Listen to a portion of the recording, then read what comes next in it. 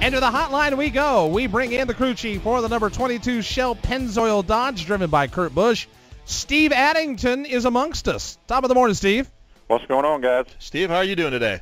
I'm doing great. How about you? We're doing good. You know, we're a little off because I thought it was Tuesday all day. When you race on a Monday, it kind of throws off the week. How about you guys there at Penske Racing? Oh, yeah. It's a short week this week. Just everybody's focused on our loud and stuff and just trying to get ready to go racing. Just pretty pumped up of having the speed in the cars that we had this weekend was really cool. And, you know, we got off there about three-quarters of the race and we're scratching our heads and frustrated because we didn't know what had happened. And the thing that makes me feel a lot better about is, you know, you got parts and pieces on these cars, and we had a piece that failed us, and we found out what the problem was, and so we know what happened, and that makes us feel better that we've had, you know, such a good Shell Pennzoil Dodge this weekend, and then be able to come back and dissect everything and find out what happened. So we know what happened, we know what caused it, and we can fix it and move forward. I know that during a part of the race, Kurt was very emotional in the race car. It worked out in the end that you cracked the top 10. According to Kurt, he wasn't expecting to. Was that part contributing to the driver's frustration behind the wheel during the race on Monday? Well, yeah, I was just as frustrated as him because I thought the car had good speed, and I'm looking at our lap times compared to guys. I mean, I was keeping my eye on the 48 and the 14 had really good speed at the time when, you know, we were out front leading, and I knew that we were going to have to race those guys at the end, and then all of a sudden our car just changes on us, and we had no explanation for it, and I'm sitting here looking, I couldn't try to mess this up if I wanted to, and you know, to get off that bad and to be able to come back and find out what the problem was and understand what happened made me feel a lot better because I didn't sleep very well Monday night, just, you know, scratching my head on what we did wrong, and I just felt like we had such good speed in the car off the truck and all weekend long that that was just very frustrating that we could get that far off at that point, and it bleeds over into, you know, he's led the most laps of anybody. The car's driving great. You know, I mean, it's a point of where I'm scared to touch it or make an adjustment on it because, you know, it's really good. Where it could be a little bit tight sometimes, a little bit loose sometimes, and it's just, what do you do from there? And then all of a sudden your car just takes the balance just changes on you and you can't figure it out. So, you know, that frustration sets in with him. It's the same way on the pit box. I mean, just scratching your head trying to figure it out, and then you make adjustments, and it never makes a difference in what has happened. So you know there's a problem, but to be able to come back and find it makes us all feel better about it, and that goes back to, you know, before, if we'd have had this problem, we'd have probably fell back to 25th, but we had just felt all we lost was back to 11th, and that's where we were going to finish, and that's how good the car was. So feel good about it, and this is stuff that we're going to bring, you know, for the rest of the year, and pretty excited about this. When you have the car take an unexpected trip south, and you're sitting there and you're scratching your head trying to figure out what it is, number one, what is it like? Is it almost like a helpless feeling when that happens because you've thrown everything at it and the car just won't respond to what you're doing? And number two, do you keep something in your back pocket, almost like an emergency adjustment for when something like that happens? Well, yeah, it's a very lonely feeling of trying to figure out what's going on, you know, and you just sitting there going, what has happened here? And I'm sitting here digging through tire notes. I'm looking back at all our previous runs of, you know, tire builds to try to find something that is going on, and then you take a big swing at it, and nothing happens, and then you come in, and we you know, like I said, we had just fallen back to 10th or 11th at the time, and it's like you don't want to take the time and lose, you know, 15 more spots of track position from there to try to figure out what's going on. So you're just trying to make the big enough adjustments to make a difference, and it's not doing anything. So you don't want to lose any more track position. You want to find out what's going on, but you feel like in your mind that, okay, this is what's happening. Let's just make these adjustments and see if we can take a big bite out of it. And nothing did any good. But we, you know, like I said, we know what happened and can move forward with it and feel good about it. That we just didn't lose our race car to the racetrack or racetrack conditions. Let's talk about the other nuts and bolts of calling that race on Monday, Stephen. That was, of course, fuel mileage. How did that play out for you? How'd you have things calculated there at Chicagoland?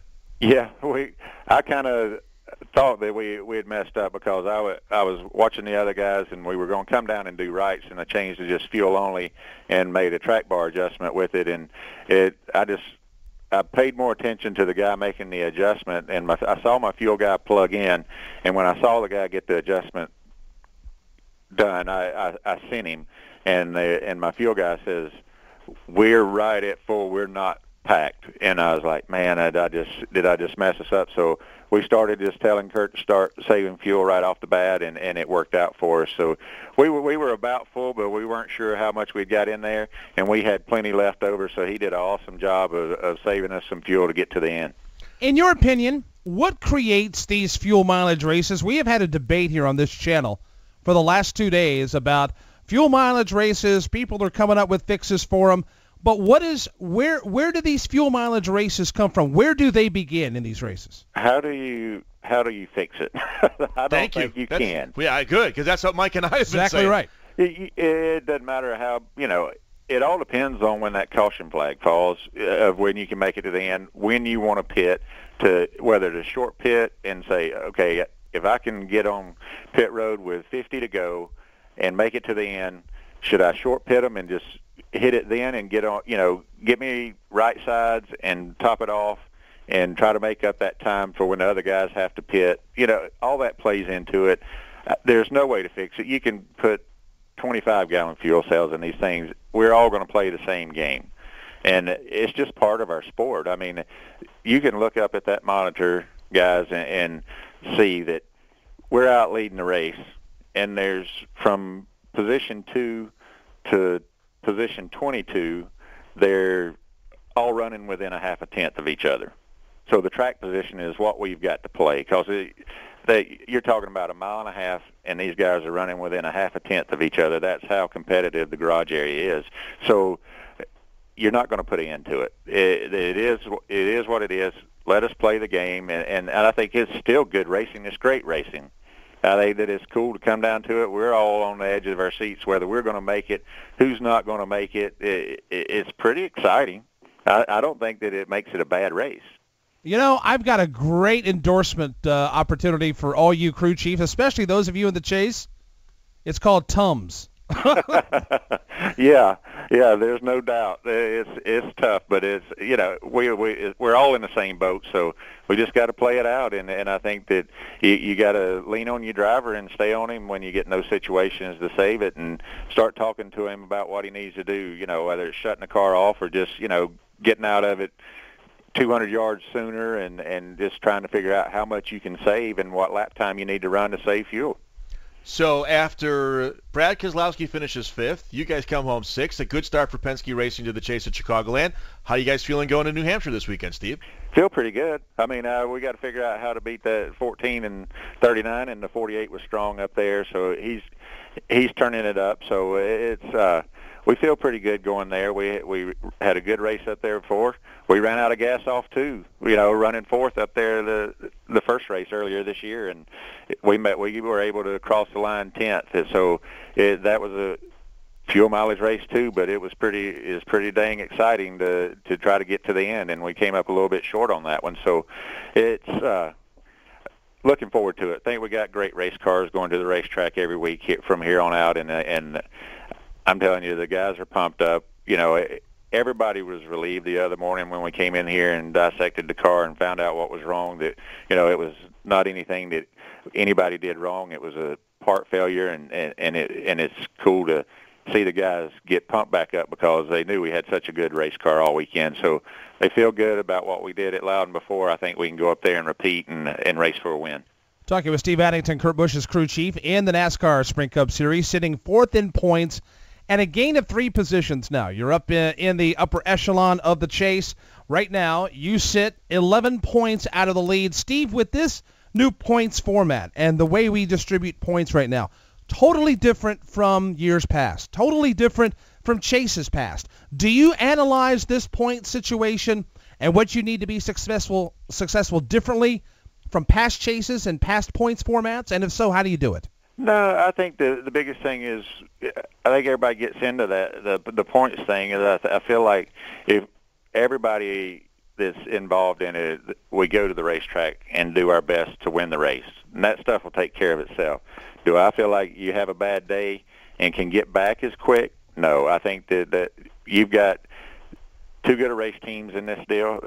You see where everybody was running. If you looked at that top 10 the other day, it was all chase guys, just about. Maybe one guy thrown in there that wasn't involved in the chase running in that top 10 at one point. That these teams are on it.